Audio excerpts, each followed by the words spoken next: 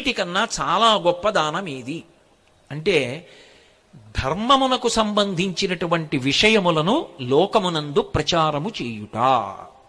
మీరు ఇవాళ అన్నం పెట్టారనుకోండి, సాయంకాలానికి జీర్ణమైపోతుంది, మళ్ళీ ఆకలిస్తుంది.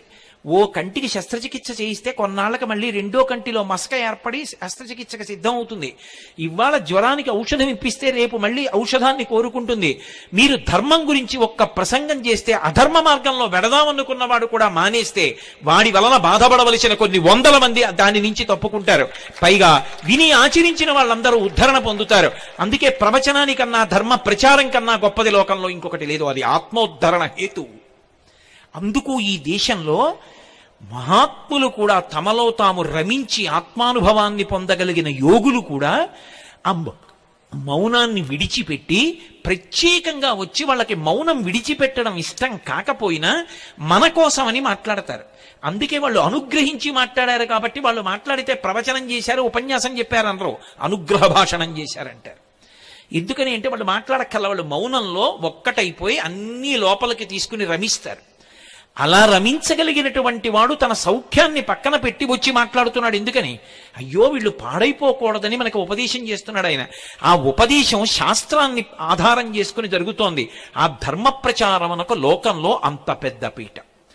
ధర్మ ప్రచారము కన్నా కూడా లోకులు, ప్రత్యేకించి నరులు మంచి మార్గంలో నడవడానికి కావలసినటువంటి మార్గము ఇంకొకటి ఉండదు. ధర్మమునందు అందరూ ఊంచుకుంటే అసలు లోకంలో నేరము శిక్ష ఈ రెండు మాటలు ఉండవు. రామాయణంలో ఓ మాట అంటారు, ఎవరి నోటి విన్నా రామా రామా రామా అంతే. ఇంటికి తాళం కప్పలేదు, ఇంట్లో పెద్దవాళ్ళు చిన్నవాళ్ళకి ప్రేతకార్యం చెయ్యడం లేదు, భార్య బ్రతికి ఉండి భర్త వెళ్ళిపోవడం, భార్య వైధవ్యం పొందడం లేదు, దొంగతనాలు లేవు. ఇది ఫలశ్రుతి. ఎలా ఉంటుంది ఇదంతా అంటే అందరూ రామా రామా రామా అన్నారు. రాముడు ఏమంటాడు? శాస్త్రము శాస్త్రము శాస్త్రము గురువు అంటాడు. ఇది మీరు పట్టుకోవాలి.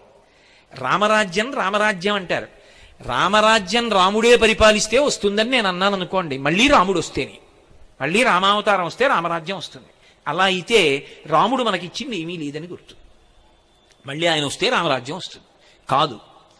రాముడు ఎప్పుడైనా పరిపాలన చేస్తున్నప్పుడు సంక్లిష్ట పరిస్థితి ఏర్పడితే ఎంతమంది ఎన్ని సలహాలు చెప్పినా వింటాడు.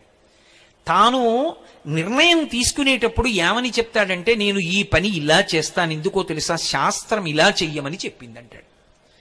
శాస్త్రము ప్రమాణం ఆయనకి. తస్మాత్ శాస్త్రం ప్రమాణంతే కార్యాకార్య వ్యవస్థితౌ. శాస్త్రం ఎలా చెప్పిందో అలా చేస్తాడు. శాస్త్రం ఎలా చెప్పిందో అలా చేసినటువంటి రాముని యొక్క పరిపాలన యందు ఎవ్వరూ బాధపడకుండా ఉన్నారు అంటే నువ్వు కూడా శాస్త్రమును ప్రమాణంగా చేసుకుని పరిపాలన చేస్తే అప్పుడు కూడా రామరాజ్యమే వస్తుందని చెప్పాలి. అంతేగాని రాముడు వస్తేనే రామరాజ్యం వస్తుందంటే రామరాజ్యం రాముడు వచ్చేదాకా రాదు అని మంగళకర వాక్కు. కాబట్టి సా శ్రద్ధ కరితా సిద్భి యయా వస్తూపలభ్యతే.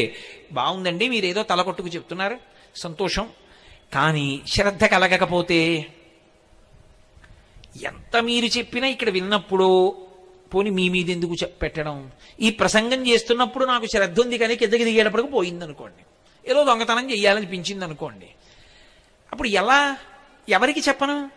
మళ్ళీ బెంగళూరు వచ్చినప్పుడు మీకు చెప్పనా, ఏమండి దొంగ బుద్ధి గురించి మీతో చెప్పాను కానీ ఆ రోజు సభ నుంచి వెళ్ళగానే ఏదో చిన్న వస్తువు ఎత్తుకుపోయాను సుమండి, అది ఏమిటో మరి ఆ రోజే దొంగతనం చేశాను విచిత్రం అని మీకు చెప్పనా?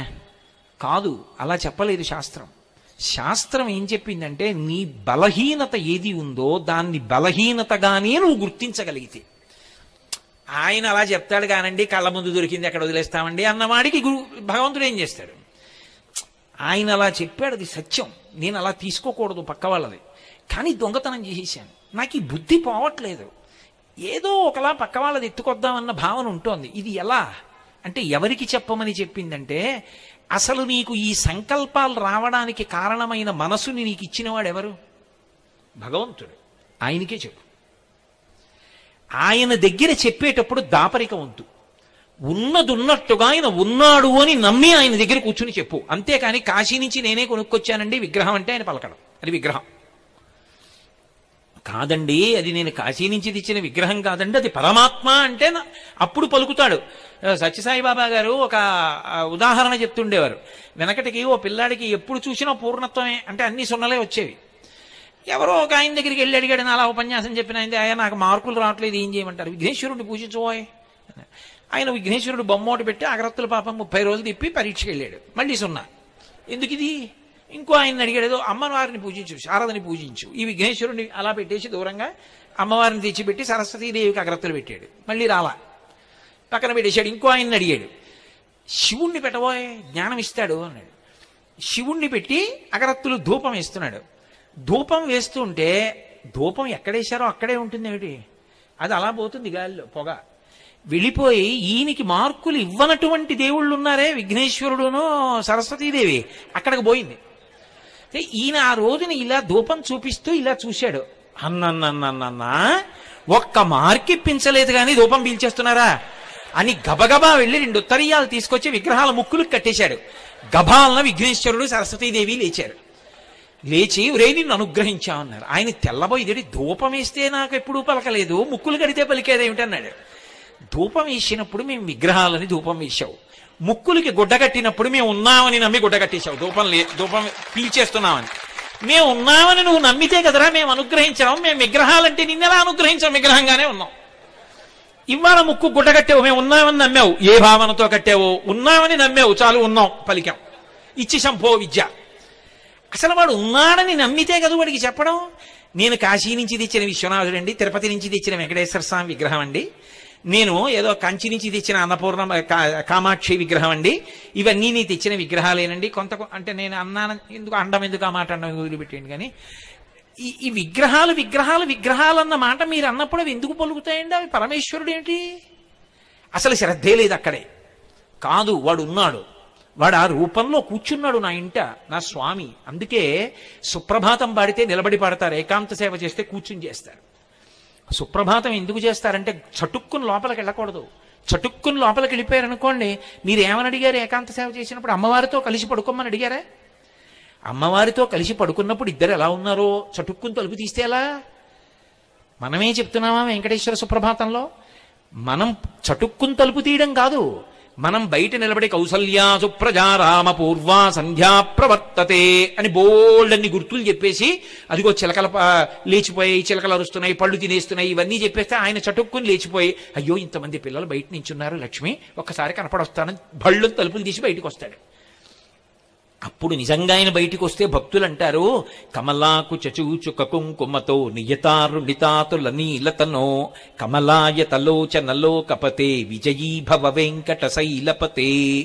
మాకు విజయం ఇమ్మన్రో, నీకు విజయమగుగాక. ఎందుకని? సౌలభ్యం. ఆయన చటుక్కుని బయటికి వచ్చేయడంలో ఉత్తరీయం లేదు, జారిపోయింది. రాత్రి లక్ష్మీదేవిని కౌగిలించుకుని పడుకున్నప్పుడు అమ్మవారు అయ్యవారిని సంతోష పెట్టడానికి తన కుచుములకు అలదుకున్నటువంటి కస్తూరి ఆయన వక్షస్థలం మీద ఎర్రటి చుక్కలు కనపడుతోంది. అమ్మవారిని గాఢంగా కౌగిలించుకున్నవాడు అని తెలిసిపోతోంది. అసలే పోనీ నువ్వు కూడా ఎర్రగా ఉంటే గొడవ తెలిపోయేది, నల్లగా ఉంటావు. ఆ నలుపు మీద ఎర్ర చుక్కలు కనపడుతున్నాయి. అమ్మవారిని గాఢాలింగనం చేసుకుని పడుకున్నామని తెలిసిపోతోంది. చటుక్కున ఉత్తరీయం కూడా లేకుండా వచ్చేసావు. మా కోసం ఇలా వచ్చేసావా? అసలే మా కళ్ళంత మంచివి కావు స్వామి, కనురాపు తగులుతుందేమో. విజయీ భవ వెంకట శైలపతే. నువ్వు అది అనుభవించాలి. అందుకని ఓ గంట కొట్టో తలుపు తట్టో మెల్లిగా తలుపు తీస్తారు. అంటే ఏమిటి? వాడు ఉన్నాడు అన్న భావనేనా? అంతేగాని సుప్రభాతం నేను చదివానండి అనే కాదు. నువ్వు చదవగా తెర తీసేటప్పటికి వాడు కనపడితే నువ్వు తెర తీస్తే వాడు కనపడ్డాడు కాదు, నిన్ను అనుగ్రహించడానికి వాడు తెర తీశాడు.